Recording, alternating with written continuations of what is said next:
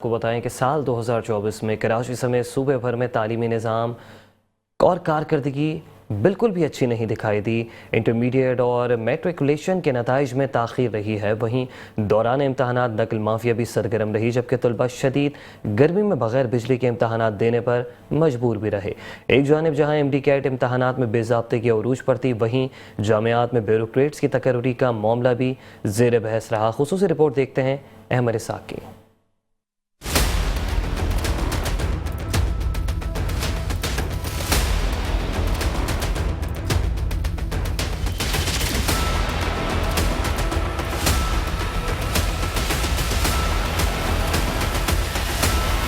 تعلیمی نظام میں بہتری کے دعوے ہیں وہی پرانے۔ سال 2024 کی تعلیم سے متعلق کوئی اچھا سال ثابت نہ ہوا۔ کراچی سمیت صوبے بھر کے تعلیمی نظام میں بہتری صفر رہی، جس سے نظام کو پورے سال ہی تنقید کا سامنا رہا۔ سال 2024 میں میٹرک اور انٹر کے نتائج میں تاخیر رہی، وہیں دوران امتحانات نقل مافیا بھی سرگرم رہی۔ امتحانات کے دوران طلبہ شدید گرمی میں بغیر بجلی کے امتحانات دینے پر مجبور رہے۔ بات صرف یہیں تک نہ رکی، بلکہ انٹر بورڈ میں دوران امتحان اور نتائج متعدد انتظامی مسائل سامنے آئے، جن میں سب سے بڑا مسئلہ 3 بار چیئرمین کی تبدیلی رہی۔ دوسری جانب ایم ڈی کیٹ امتحانات میں بھی بے ضابطگیاں دیکھی گئی، معاملہ عدالت پہنچا، جس کے بعد ری ایگزام تو کروائے گئے، تاہم اس دوران طلبہ کو شدید دشواری کا سامنا رہا۔ ماہر تعلیم ڈاکٹر مسرور خانم نے تعلیمی نظام اور کارکردگی پر تشویش کا اظہار کیا، کہا کہ ریاست نے تعلیم کو وہ اہمیت اور مقام نہیں دیا جو اس کا حق رہا۔ 2024 جو ہے کوئی اچھا سال نہیں تھا۔ جب سے ہمارے یہاں کرونا کا سلسلہ شروع ہوا تھا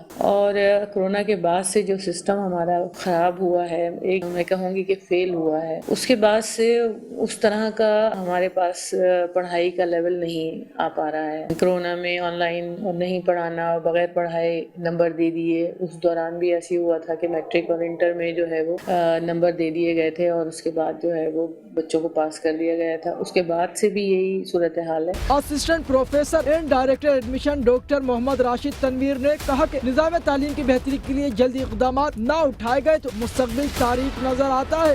اچھا، نظام تعلیم کے حوالے سے اگر ہم بات کریں تو اس ملک کے اندر ایک بڑا عجیب ڈفرینشیٹ ہے کہ ہم ایک تو پرائیویٹ مافیا ہے یا پرائیویٹ کلچر ہے اور ایک گورنمنٹ کے حوالے سے ہے، بڑی ڈفرینٹ چیزیں ہمیں نظر آ رہی ہوتی ہے پالیسیز کے حوالے سے، اور دو الگ الگ طبقات جہاں پہ ہوتے ہیں وہاں پھر یکسانیت نہیں ہوتی، وہاں امپرومنٹ نہیں ہوتی۔ امپرومنٹ ہونے کے لیے بہت ضروری ہے ایک جیسا نظام تعلیم ہو، پرائیویٹ یا گورنمنٹ سیکٹر الگ الگ نہ ہو۔ دوسری بات یہ کہ جو تعلیمی نظام کو جو میں پرائیویٹ سیکٹر میں تو میں دیکھ رہا ہوں کہ وہ تھوڑے سے بڑھتے چلے جا رہے ہیں کچھ اور چیزوں کے حوالے سے، لیکن جو گورنمنٹ سیکٹرز ہیں یا اسکولز ہیں یا کالجز ہیں یا آپ کے پبلک سیکٹر یونیورسٹیز ہیں، اس کے اندر تعلیمی نظام مسلسل ڈکلائن کی طرف جا رہا ہے۔ اچھا، اس کی بیسک وجہ میں جو سب سے پہلی وجہ مجھے نظر آ رہی ہوتی ہے وہ یہ نظر آ رہی ہوتی ہے کہ دیکھیں، گورنمنٹ کا کام ہے 2 چیزوں پہ زیادہ فوکس کرنا، ایک ہیلتھ کے اوپر اور ایک ایجوکیشنز کے اوپر، لیکن مجھے نہیں لگتا کہ گورنمنٹ جو ہے وہ صحیح طریقے سے ایجوکیشنز کے اوپر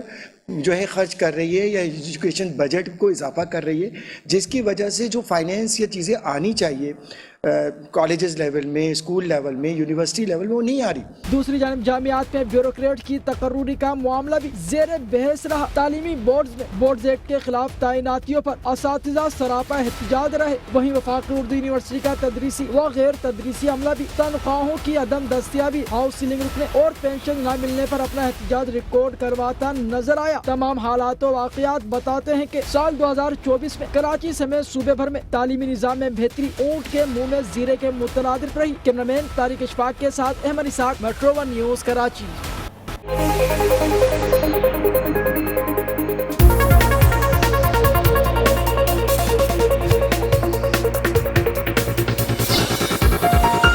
میٹرو ون نیوز، ہر پل کی خبر۔